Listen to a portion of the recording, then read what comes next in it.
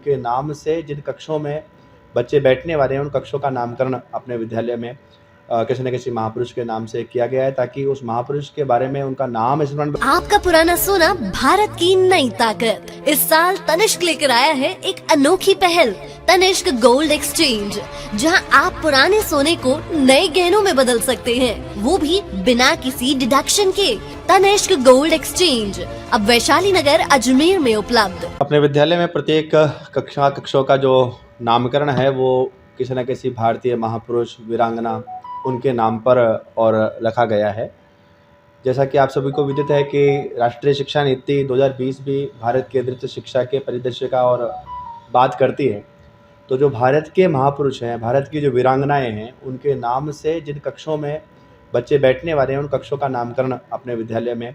किसी न किसी महापुरुष के नाम से किया गया है, ताकि उस महापुरुष के बारे में उनका नाम स्मरण बच्चों को हो सके, उनके बारे में, उनके कृत्यों के बारे में जानकारी जब बच्चे करेंगे तो उनको ये एक निकटता अनुभव होगी कि हाँ, हम विद्यालय में जिस कक्ष में बैठ करके और अध्ययन करते थे, उसका नाम शंकराचार्य के नाम पर रखा गया था, उसका नाम कल्पना चावला के नाम पर रखा गया था, या एपीजे अब्दुल कलाम के नाम पर हमारे कमरे का कक्ष था। तो जब वो कलाम साहब के बारे में पढ़ेंगे, जब वो शंकराचार्य के बारे में पढ़ेंगे, तो उनसे उनको एक निकट की समीपता, ये समीपस्थ भाव, ये उन बच्चों को अनुभूत होता है। इसलिए उन कक्षों का नाम जो है वो किसी न किसी भारतीय महापुरुष या वीरांगना के नाम पर रखा गया। अपने यहाँ पर लगभग 28 के आसपास जो कक्ष हैं, उन प्रत्येक कक्ष के ऊपर किसी न किसी वीरांगना, किसी न किसी महापुरुष का नाम रखा गया है। इसमें ये भी सावधानी रखी गई है कि जो छोटे बच्चों के कक्ष हैं, उस पर गुरुपुत्रों के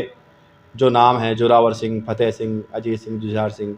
वीर हकीकत राय, तो उन जिन कक्षों में छोटे बच्चे बैठते हैं, वो छोटे पन में जिन्होंने अपना वैशिष्ट्य कोई दिखाया हुआ, उनका नाम है। ऐसे बहनें जिन कक्षों में बैठती हैं, छात्राएं, उनका नाम कोई लक्ष्मीबाई कक्ष है, कोई अहिल्याबाई होलकर कक्ष उनके नाम का रखा गया, ताकि वो प्रासंगिक एक उनके साथ हो सके। जो युवा वर्ग है, किशोर वर्ग के निकटस्थ जो आयु है, 9वीं 10वीं की आयु, वो क्रांतिकारियों के, महापुरुष के नाम पर